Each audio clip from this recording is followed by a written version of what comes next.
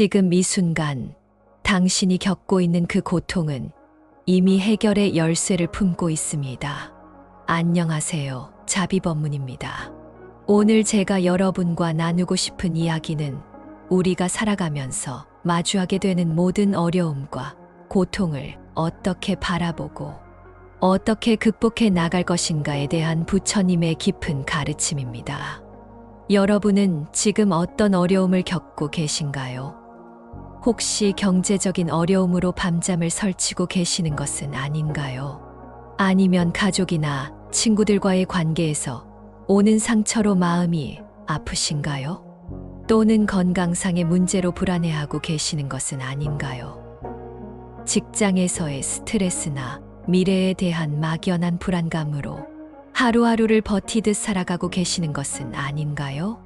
부처님께서는 이 세상에 오신 이유를 이렇게 말씀하셨습니다. 모든 중생이 고통에서 벗어나 진정한 행복을 얻을 수 있도록 하기 위해서라고 하셨습니다. 부처님께서 깨달으신 진리의 핵심은 바로 사성제, 즉 네 가지 성스러운 진리입니다. 고성제, 집성제, 멸성제, 도성제라고 하는 이 네 가지 진리는 우리가 겪는 모든 어려움을 이해하고 극복할 수 있는 완벽한 지침서입니다. 먼저 고성제, 즉 고통의 진리부터 살펴보겠습니다. 부처님께서는 인생은 고다라고 하셨습니다. 이 말씀을 처음 들으면 너무 비관적으로 들릴 수 있습니다. 하지만 이것은 절망적인 선언이 아니라 희망의 시작입니다. 왜냐하면 문제를 정확히 진단해야만 올바른 해결책을 찾을 수 있기 때문입니다.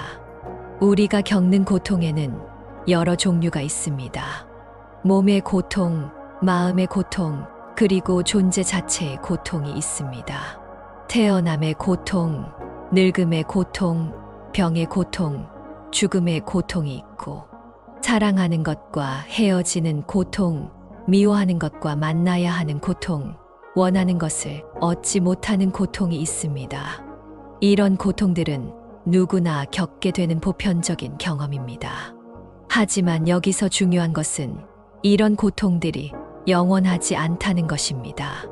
모든 것은 변하고 흘러갑니다. 지금 여러분이 겪고 있는 어려움도 반드시 지나갈 것입니다. 이것이 부처님께서 가르쳐 주신 무상의 진리입니다. 모든 것은 변한다. 모든 것은 영원하지 않다는 이 진리를 깊이 이해하게 되면 우리는 현재의 고통에 매몰되지 않고 한 발 물러서서 객관적으로 바라볼 수 있게 됩니다. 그렇다면 이런 고통은 어디서 오는 것일까요? 이것이 바로 집성제, 즉 고통의 원인에 대한 진리입니다. 부처님께서는 모든 고통의 근본 원인을 가래, 즉 끝없는 욕망과 집착에서 찾으셨습니다. 우리는 항상 무언가를 원합니다. 더 많은 돈, 더 좋은 집, 더 높은 지위, 더 아름다운 외모, 더 많은 사랑, 더 큰 인정을 원합니다. 이런 욕망 자체가 나쁜 것은 아닙니다. 욕망은 인간이 살아가는 동력이기도 합니다. 문제는 이런 욕망에 집착할 때 생깁니다. 원하는 것을 얻지 못하면 괴로워하고 얻었다고 해도 잃을까봐 두려워하며 더 많은 것을 원하게 됩니다. 이렇게 끝없는 욕망의 굴레에 갇혀 있는 한 우리는 진정한 평안을 얻을 수 없습니다. 예를 들어 여러분이 승진을 간절히 원한다고 생각해 보세요. 승진이 되지 않으면 좌절하고 분노하게 됩니다. 그런데 운 좋게 승진이 되었다고 합시다. 처음에는 기쁘지만 곧 더 높은 자리를 원하게 되거나 지금 자리를 잃을까봐 불안해하게 됩니다. 또는 승진은 했지만 업무량이 늘어나고 책임이 무거워져서 오히려 더 스트레스를 받게 될 수도 있습니다. 이처럼 우리가 원하는 것을 얻는다고 해서 진정한 행복이 오는 것은 아닙니다. 왜냐하면 행복의 조건을 외부의 상황에 의존하고 있기 때문입니다. 부처님께서는 이런 조건부 행복은 진정한 행복이 아니라고 하셨습니다. 진정한 행복은 외부 조건에 의존하지 않는 무조건적인 행복, 즉 내면의 평안에서 나오는 행복이라고 하셨습니다. 그렇다면 어떻게 해야 이런 집착에서 벗어날 수 있을까요? 여기서 세 번째 진리인 멸성제가 등장합니다. 멸성제는 고통의 소멸, 즉 해탈의 가능성을 보여주는 진리입니다. 부처님께서는 모든 고통을 완전히 소멸시킬 수 있다고 하셨습니다. 이것이 바로 열반의 경지입니다. 열반이라고 하면 너무 멀고 어려운 경지처럼 생각되지만 사실 열반은 우리가 일상에서 경험할 수 있는 것입니다. 집착을 놓았을 때 느끼는 그 자유로움, 욕망에 휘둘리지 않을 때 느끼는 그 평안함, 이것이 바로 열반의 맛입니다. 예를 들어 여러분이 오랫동안 누군가에게 품고 있던 원망을 완전히 놓아버렸을 때를 생각해 보세요. 그 순간 얼마나 가벼워지고 자유로워지는지 경험해 본 적이 있을 것입니다. 또는 물질적인 것에 대한 욕심을 내려놓고 현재 가진 것에 만족했을 때의 그 충만함과 평안함을 느껴본 적이 있을 것입니다. 이런 경험들이 바로 열반의 맛을 보는 것입니다. 그런데 이런 해탈의 경지에 이르기 위해서는 구체적인 방법이 필요합니다. 이것이 바로 네 번째 진리인 도성제, 즉 고통을 소멸시키는 길에 대한 진리입니다. 부처님께서는 이 길을 팔정도라고 명명하셨습니다. 정견, 정사, 정어, 정업, 정명, 정정진, 정념, 정정이라는 8가지 올바른 길입니다. 정견은 올바른 견해를 갖는 것입니다. 세상과 인생을 있는 그대로 보는 것, 즉 무상하고 무아이며 고통스러운 것임을 이해하는 것입니다. 하지만 이것을 절망적으로 받아들이는 것이 아니라 이 진리를 통해 집착을 놓고 자유로워질 수 있다는 희망적인 관점으로 바라보는 것입니다. 정사는 올바른 의도를 갖는 것입니다. 탐욕과 성냄과 어리석음을 버리고 자비와 지혜로 살아가겠다는 의도를 세우는 것입니다. 이런 의도가 있어야 우리의 행동도 올바른 방향으로 나아갈 수 있습니다. 정어는 올바른 말을 하는 것입니다. 거짓말을 하지 않고 이간질하지 않으며 상처 주는 말을 하지 않고 쓸데없는 잡담을 하지 않는 것입니다. 말은 생각보다 큰 힘을 가지고 있습니다. 따뜻한 말 한마디가 상처받은 마음을 치유할 수 있고 거친 말 한마디가 깊은 상처를 남길 수 있습니다. 정업은 올바른 행동을 하는 것입니다. 살생하지 않고 도둑질하지 않으며 음행하지 않는 것입니다. 이런 기본적인 윤리를 지키는 것이 내면의 평안을 위한 기초가 됩니다. 정명은 올바른 생계를 유지하는 것입니다. 다른 사람에게 해를 끼치지 않는 방법으로 살아가는 것입니다. 우리의 직업과 생활 방식이 다른 생명체들의 고통을 늘리는 것이 아니라 줄이는 방향이어야 합니다. 정정진은 올바른 노력을 하는 것입니다. 악한 마음이 일어나면 그것을 억제하고 선한 마음이 일어나면 그것을 키워나가는 것입니다. 이것은 하루아침에 되는 것이 아니라 꾸준한 노력이 필요합니다. 정념은 올바른 마음 챙김을 하는 것입니다. 지금 이 순간에 깨어있는 것, 자신의 몸과 마음의 상태를 명확히 알아차리는 것입니다. 우리는 대부분 과거의 후회나 미래의 불안에 사로잡혀 현재를 놓치고 살아갑니다. 하지만 진정한 삶은 바로 지금 이 순간에만 존재합니다. 마지막으로 정정은 올바른 집중을 하는 것입니다. 마음을 한 곳에 모아 깊은 명상 상태에 들어가는 것입니다. 이를 통해 마음의 본성을 깊이 통찰할 수 있게 됩니다. 이런 팔정도의 가르침을 일상생활에서 어떻게 적용할 수 있을까요? 우선 우리가 겪는 어려움을 바라보는 관점부터 바꿔야 합니다. 어려움이 닥쳤을 때 왜 하필 나에게 이런 일이? 라고 원망하거나 이 문제만 해결되면 행복할 텐데 라고 생각하는 대신 이 어려움을 통해 내가 무엇을 배울 수 있을까? 라고 생각해 보세요. 모든 어려움은 우리를 성장시키는 스승입니다. 경제적 어려움을 겪으면서 우리는 물질적인 것에 대한 집착을 내려놓는 법을 배웁니다. 인간관계의 갈등을 겪으면서 우리는 자신의 아집과 고집을 들여다보게 됩니다. 건강상의 문제를 겪으면서 우리는 생명의 소중함과 무상함을 깨닫게 됩니다. 부처님께서는 고통은 피할 수 없지만 고통에 대한 고통은 피할 수 있다고 하셨습니다. 첫 번째 고통은 상황 자체에서 오는 고통이고, 두 번째 고통은 그 상황에 대한 우리의 반응에서 오는 고통입니다. 예를 들어 사랑하는 사람을 잃는 것은 피할 수 없는 고통입니다. 하지만 그 상실을 받아들이지 못하고 계속 집착하며 괴로워하는 것은 우리가 선택할 수 있는 부분입니다. 이렇게 말하면 그럼 아무것도 느끼지 말라는 것인가? 로봇처럼 살라는 것인가? 라고 반문할 수 있습니다. 그렇지 않습니다. 부처님께서 말씀하시는 것은 감정을 억압하라는 것이 아니라 감정에 휘둘리지 말라는 것입니다. 슬픔이 일어나면 슬픔을 온전히 느끼되 슬픔에 동일시되지 않는 것입니다. 나는 슬프다가 아니라 지금 슬픔이 일어나고 있구나 하고 관찰하는 것입니다. 이런 마음 챙김의 자세를 기르기 위해서는 일상에서 작은 실천부터 시작해야 합니다. 하루에 몇 분이라도 조용한 곳에 앉아서 호흡을 관찰해 보세요. 들숨과 날숨을 따라가면서 지금 이 순간에 머물러 보세요.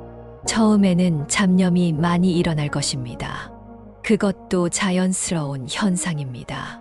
잡념이 일어났다고 자책하지 말고 다시 호흡으로 돌아오면 됩니다. 또한 일상생활에서 자신의 반응을 관찰해 보세요. 누군가가 여러분을 비난했을 때 즉시 반응하기보다는 잠시 멈춰서 지금 내 안에 화가 일어나고 있구나라고 알아차려 보세요. 그리고 이 화는 상대방 때문에 생긴 것일까? 아니면 내 안에 있던 것이 촉발된 것일까? 라고 생각해 보세요. 대부분의 경우 우리의 감정적 반응은 상대방보다는 우리 자신의 과거 경험이나 고정관념에서 나옵니다. 부처님께서는 또한 자비의 중요성을 강조하셨습니다. 자비는 자신과 다른 사람의 고통을 덜어주고 싶어 하는 마음입니다. 우리가 어려움을 겪을 때 가장 필요한 것이 바로 자기 자비입니다. 자신을 비난하고 자책하는 대신 마치 친한 친구를 위로하듯 자신을 따뜻하게 대해주세요. 지금 힘들구나. 그래도 여기까지 잘 견뎌왔잖아. 이 어려움도 반드시 지나갈 거야. 라고 자신에게 말해주세요. 이런 자기 자비가 있어야 다른 사람에게도 진정한 자비를 베풀 수 있습니다. 부처님께서는 모든 중생이 다 부처가 될 수 있는 불성을 가지고 있다고 하셨습니다. 지금 여러분이 아무리 어려운 상황에 있더라도 여러분 안에는 모든 어려움을 극복할 수 있는 지혜와 자비가 이미 갖춰져 있습니다. 다만 그것이 번뇌의 구름에 가려져 있을 뿐입니다. 마치 태양이 구름에 가려져 보이지 않을 때에도 구름 위에서는 여전히 밝게 빛나고 있는 것처럼 우리의 불성도 번뇌에 가려져 있을 뿐 결코 사라지지 않습니다. 명상과 수행을 통해 이 번뇌의 구름을 걷어내면 우리 안에 본래 부처가 모습을 드러내게 됩니다. 이런 관점에서 보면 우리가 겪는 모든 어려움은 사실 우리를 각성시키기 위한 부처님의 방편이라고 할 수 있습니다.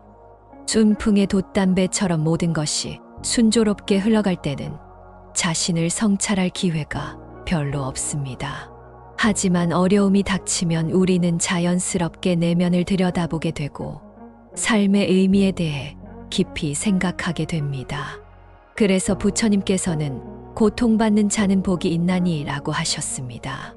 이는 고통 자체가 좋다는 의미가 아니라 고통을 통해 깨달음에 이를 수 있다는 뜻입니다. 고통을 피하려고만 하지 말고 고통 속에서 배울 수 있는 지혜를 찾아보세요. 또한 부처님께서는 자신이 자신의 주인이며 자신이 자신의 의지처라고 하셨습니다. 아무리 어려운 상황이라도 그 상황을 어떻게 받아들이고 어떻게 대응할 것인가는 전적으로 우리의 선택입니다. 남들이 우리를 어떻게 대하는지, 외부 환경이 어떻게 변하는지는 우리가 통제할 수 없지만 우리의 마음가짐과 행동은 우리가 선택할 수 있습니다. 이것이 바로 부처님께서 가르쳐 주신 해탈의 핵심입니다. 외부 조건에 의존하지 않는 내면의 자유를 얻는 것입니다. 이런 자유를 얻게 되면 어떤 어려움이 닥쳐도 동요하지 않는 평안한 마음을 유지할 수 있습니다. 마지막으로 부처님께서는 세상의 모든 것은 마음으로부터 나온다고 하셨습니다.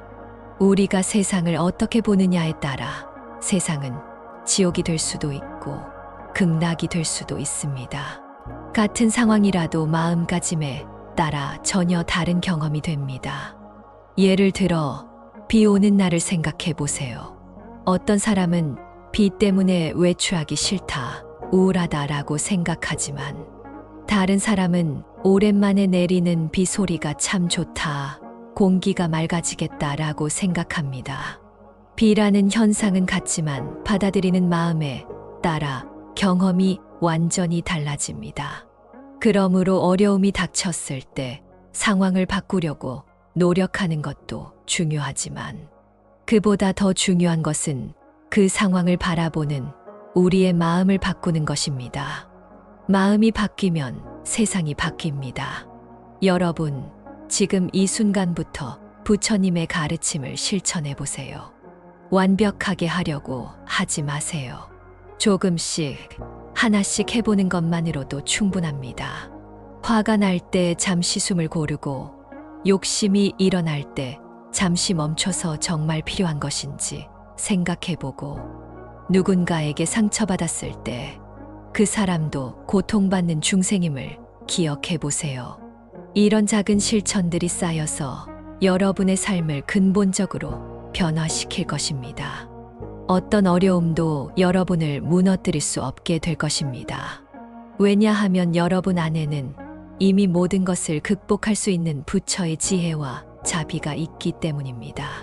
부처님께서 우리에게 남겨주신 이 소중한 가르침이 여러분의 삶에 진정한 평안과 행복을 가져다 주기를 간절히 기원합니다. 오늘 이 법문이 여러분의 마음의 작은 등불 하나라도 밝혀드릴 수 있었다면 더없이 기쁘겠습니다.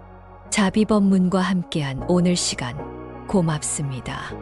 모든 중생이 행복하기를, 모든 중생이 고통에서 해탈하기를 발언하며 오늘 말씀을 마치겠습니다. 나무아미타불 관세음보살. 지금 이 순간 당신이 겪고 있는 그 고통은 이미 해결의 열쇠를 품고 있습니다. 안녕하세요. 자비법문입니다. 오늘 제가 여러분과 나누고 싶은 이야기는 우리가 살아가면서 마주하게 되는 모든 어려움과 고통을 어떻게 바라보고 어떻게 극복해 나갈 것인가에 대한 부처님의 깊은 가르침입니다. 여러분은 지금 어떤 어려움을 겪고 계신가요? 혹시 경제적인 어려움으로 밤잠을 설치고 계시는 것은 아닌가요? 아니면 가족이나 친구들과의 관계에서 오는 상처로 마음이 아프신가요? 또는 건강상의 문제로 불안해하고 계시는 것은 아닌가요? 직장에서의 스트레스나 미래에 대한 막연한 불안감으로 하루하루를 버티듯 살아가고 계시는 것은 아닌가요?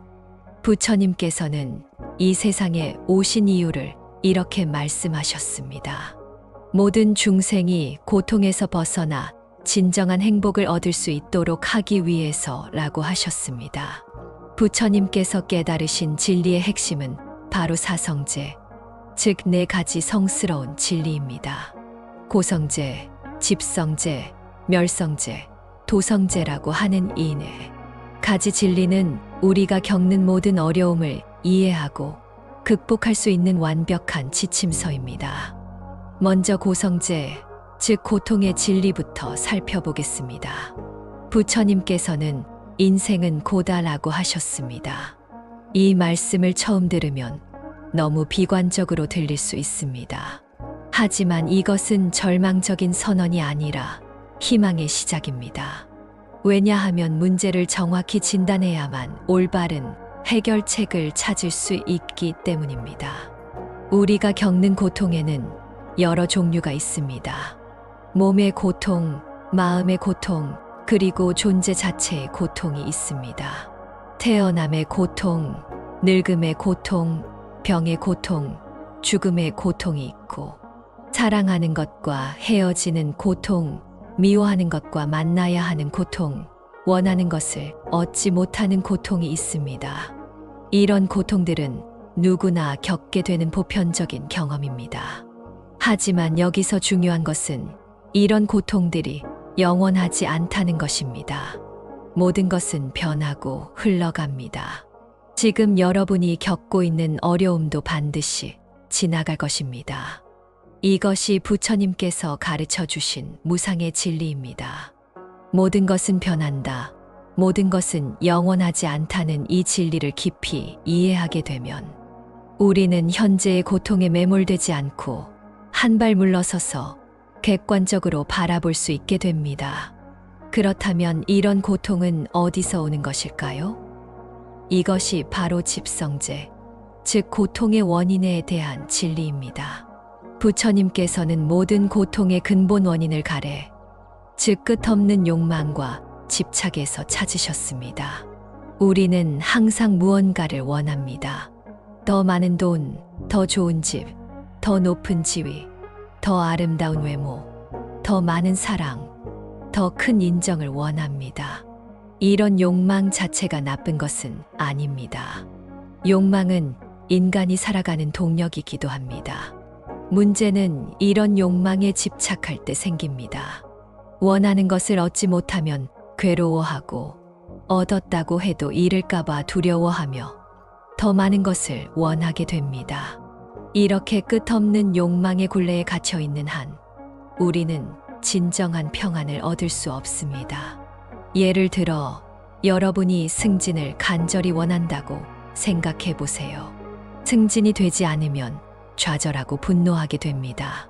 그런데 운 좋게 승진이 되었다고 합시다.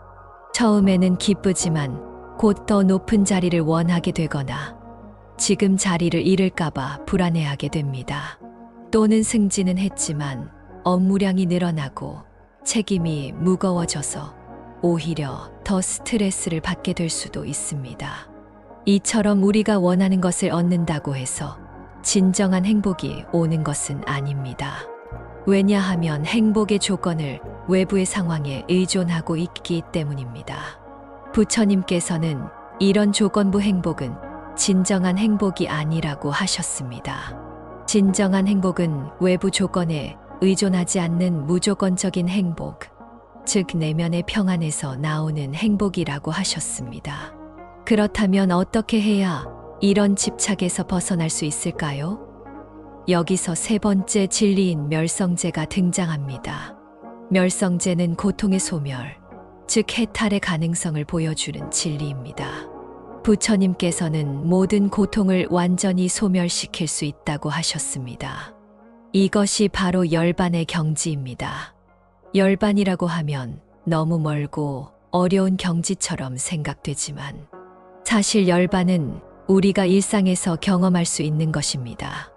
집착을 놓았을 때 느끼는 그 자유로움, 욕망에 휘둘리지 않을 때 느끼는 그 평안함, 이것이 바로 열반의 맛입니다. 예를 들어 여러분이 오랫동안 누군가에게 품고 있던 원망을 완전히 놓아버렸을 때를 생각해 보세요. 그 순간 얼마나 가벼워지고 자유로워지는지 경험해 본 적이 있을 것입니다. 또는 물질적인 것에 대한 욕심을 내려놓고 현재 가진 것에 만족했을 때의 그 충만함과 평안함을 느껴본 적이 있을 것입니다. 이런 경험들이 바로 열반의 맛을 보는 것입니다. 그런데 이런 해탈의 경지에 이르기 위해서는 구체적인 방법이 필요합니다. 이것이 바로 네 번째 진리인 도성제, 즉 고통을 소멸시키는 길에 대한 진리입니다. 부처님께서는 이 길을 팔정도라고 명명하셨습니다. 정견, 정사, 정어, 정업, 정명, 정정진, 정념, 정정이라는 8가지 올바른 길입니다. 정견은 올바른 견해를 갖는 것입니다. 세상과 인생을 있는 그대로 보는 것, 즉 무상하고 무아이며 고통스러운 것임을 이해하는 것입니다. 하지만 이것을 절망적으로 받아들이는 것이 아니라 이 진리를 통해 집착을 놓고 자유로워질 수 있다는 희망적인 관점으로 바라보는 것입니다. 정사는 올바른 의도를 갖는 것입니다. 탐욕과 성냄과 어리석음을 버리고 자비와 지혜로 살아가겠다는 의도를 세우는 것입니다. 이런 의도가 있어야 우리의 행동도 올바른 방향으로 나아갈 수 있습니다. 정언은 올바른 말을 하는 것입니다. 거짓말을 하지 않고 이간질하지 않으며 상처 주는 말을 하지 않고 쓸데없는 잡담을 하지 않는 것입니다. 말은 생각보다 큰 힘을 가지고 있습니다. 따뜻한 말 한마디가 상처받은 마음을 치유할 수 있고 거친 말 한마디가 깊은 상처를 남길 수 있습니다. 정업은 올바른 행동을 하는 것입니다. 살생하지 않고 도둑질하지 않으며 음행하지 않는 것입니다. 이런 기본적인 윤리를 지키는 것이 내면의 평안을 위한 기초가 됩니다. 정명은 올바른 생계를 유지하는 것입니다. 다른 사람에게 해를 끼치지 않는 방법으로 살아가는 것입니다. 우리의 직업과 생활 방식이 다른 생명체들의 고통을 늘리는 것이 아니라 줄이는 방향이어야 합니다. 정정진은 올바른 노력을 하는 것입니다. 악한 마음이 일어나면 그것을 억제하고 선한 마음이 일어나면 그것을 키워나가는 것입니다. 이것은 하루아침에 되는 것이 아니라 꾸준한 노력이 필요합니다. 정념은 올바른 마음 챙김을 하는 것입니다. 지금 이 순간에 깨어있는 것, 자신의 몸과 마음의 상태를 명확히 알아차리는 것입니다. 우리는 대부분 과거의 후회나 미래의 불안에 사로잡혀 현재를 놓치고 살아갑니다. 하지만 진정한 삶은 바로 지금 이 순간에만 존재합니다. 마지막으로 정정은 올바른 집중을 하는 것입니다. 마음을 한 곳에 모아 깊은 명상 상태에 들어가는 것입니다. 이를 통해 마음의 본성을 깊이 통찰할 수 있게 됩니다. 이런 팔정도의 가르침을 일상생활에서 어떻게 적용할 수 있을까요? 우선 우리가 겪는 어려움을 바라보는 관점부터 바꿔야 합니다. 어려움이 닥쳤을 때 왜 하필 나에게 이런 일이? 라고 원망하거나 이 문제만 해결되면 행복할 텐데 라고 생각하는 대신 이 어려움을 통해 내가 무엇을 배울 수 있을까? 라고 생각해 보세요. 모든 어려움은 우리를 성장시키는 스승입니다. 경제적 어려움을 겪으면서 우리는 물질적인 것에 대한 집착을 내려놓는 법을 배웁니다. 인간관계의 갈등을 겪으면서 우리는 자신의 아집과 고집을 들여다보게 됩니다. 건강상의 문제를 겪으면서 우리는 생명의 소중함과 무상함을 깨닫게 됩니다. 부처님께서는 고통은 피할 수 없지만 고통에 대한 고통은 피할 수 있다고 하셨습니다. 첫 번째 고통은 상황 자체에서 오는 고통이고 두 번째 고통은 그 상황에 대한 우리의 반응에서 오는 고통입니다. 예를 들어 사랑하는 사람을 잃는 것은 피할 수 없는 고통입니다. 하지만 그 상실을 받아들이지 못하고 계속 집착하며 괴로워하는 것은 우리가 선택할 수 있는 부분입니다. 이렇게 말하면 그럼 아무것도 느끼지 말라는 것인가? 로봇처럼 살라는 것인가? 라고 반문할 수 있습니다. 그렇지 않습니다. 부처님께서 말씀하시는 것은 감정을 억압하라는 것이 아니라 감정에 휘둘리지 말라는 것입니다. 슬픔이 일어나면 슬픔을 온전히 느끼되 슬픔에 동일시되지 않는 것입니다. 나는 슬프다가 아니라 지금 슬픔이 일어나고 있구나 하고 관찰하는 것입니다. 이런 마음 챙김의 자세를 기르기 위해서는 일상에서 작은 실천부터 시작해야 합니다. 하루에 몇 분이라도 조용한 곳에 앉아서 호흡을 관찰해 보세요. 들숨과 날숨을 따라가면서 지금 이 순간에 머물러 보세요. 처음에는 잡념이 많이 일어날 것입니다. 그것도 자연스러운 현상입니다. 잡념이 일어났다고 자책하지 말고 다시 호흡으로 돌아오면 됩니다. 또한 일상생활에서 자신의 반응을 관찰해 보세요. 누군가가 여러분을 비난했을 때 즉시 반응하기보다는 잠시 멈춰서 지금 내 안에 화가 일어나고 있구나라고 알아차려 보세요. 그리고 이 화는 상대방 때문에 생긴 것일까? 아니면 내 안에 있던 것이 촉발된 것일까? 라고 생각해 보세요. 대부분의 경우 우리의 감정적 반응은 상대방보다는 우리 자신의 과거 경험이나 고정관념에서 나옵니다. 부처님께서는 또한 자비의 중요성을 강조하셨습니다.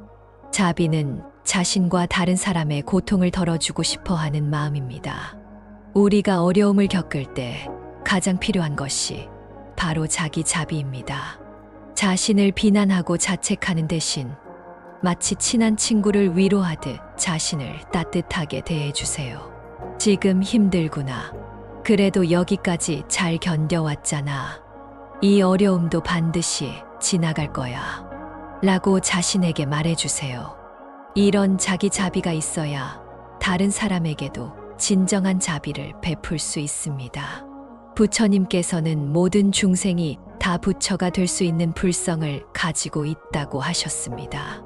지금 여러분이 아무리 어려운 상황에 있더라도 여러분 안에는 모든 어려움을 극복할 수 있는 지혜와 자비가 이미 갖춰져 있습니다. 다만 그것이 번뇌의 구름에 가려져 있을 뿐입니다. 마치 태양이 구름에 가려져 보이지 않을 때에도 구름 위에서는 여전히 밝게 빛나고 있는 것처럼 우리의 불성도 번뇌에 가려져 있을 뿐 결코 사라지지 않습니다. 명상과 수행을 통해 이 번뇌의 구름을 걷어내면 우리 안에 본래 부처가 모습을 드러내게 됩니다. 이런 관점에서 보면 우리가 겪는 모든 어려움은 사실 우리를 각성시키기 위한 부처님의 방편이라고 할 수 있습니다. 순풍의 돛담배처럼 모든 것이 순조롭게 흘러갈 때는 자신을 성찰할 기회가 별로 없습니다. 하지만 어려움이 닥치면 우리는 자연스럽게 내면을 들여다보게 되고 삶의 의미에 대해 깊이 생각하게 됩니다. 그래서 부처님께서는 고통받는 자는 복이 있나니 라고 하셨습니다. 이는 고통 자체가 좋다는 의미가 아니라 고통을 통해 깨달음에 이를 수 있다는 뜻입니다. 고통을 피하려고만 하지 말고 고통 속에서 배울 수 있는 지혜를 찾아보세요. 또한 부처님께서는 자신이 자신의 주인이며 자신이 자신의 의지처라고 하셨습니다. 아무리 어려운 상황이라도 그 상황을 어떻게 받아들이고 어떻게 대응할 것인가는 전적으로 우리의 선택입니다. 남들이 우리를 어떻게 대하는지, 외부 환경이 어떻게 변하는지는 우리가 통제할 수 없지만 우리의 마음가짐과 행동은 우리가 선택할 수 있습니다. 이것이 바로 부처님께서 가르쳐 주신 해탈의 핵심입니다. 외부 조건에 의존하지 않는 내면의 자유를 얻는 것입니다. 이런 자유를 얻게 되면 어떤 어려움이 닥쳐도 동요하지 않는 평안한 마음을 유지할 수 있습니다. 마지막으로 부처님께서는 세상의 모든 것은 마음으로부터 나온다고 하셨습니다. 우리가 세상을 어떻게 보느냐에 따라 세상은 지옥이 될 수도 있고 극락이 될 수도 있습니다. 같은 상황이라도 마음가짐에 따라 전혀 다른 경험이 됩니다. 예를 들어 비 오는 날을 생각해 보세요. 어떤 사람은 비 때문에 외출하기 싫다, 우울하다라고 생각하지만 다른 사람은 오랜만에 내리는 비 소리가 참 좋다, 공기가 맑아지겠다라고 생각합니다. 비라는 현상은 같지만 받아들이는 마음에 따라 경험이 완전히 달라집니다. 그러므로 어려움이 닥쳤을 때 상황을 바꾸려고 노력하는 것도 중요하지만 그보다 더 중요한 것은 그 상황을 바라보는 우리의 마음을 바꾸는 것입니다. 마음이 바뀌면 세상이 바뀝니다. 여러분, 지금 이 순간부터 부처님의 가르침을 실천해 보세요. 완벽하게 하려고 하지 마세요. 조금씩, 하나씩 해보는 것만으로도 충분합니다. 화가 날 때 잠시 숨을 고르고, 욕심이 일어날 때 잠시 멈춰서 정말 필요한 것인지 생각해보고, 누군가에게 상처받았을 때 그 사람도 고통받는 중생임을 기억해보세요. 이런 작은 실천들이 쌓여서 여러분의 삶을 근본적으로 변화시킬 것입니다. 어떤 어려움도 여러분을 무너뜨릴 수 없게 될 것입니다.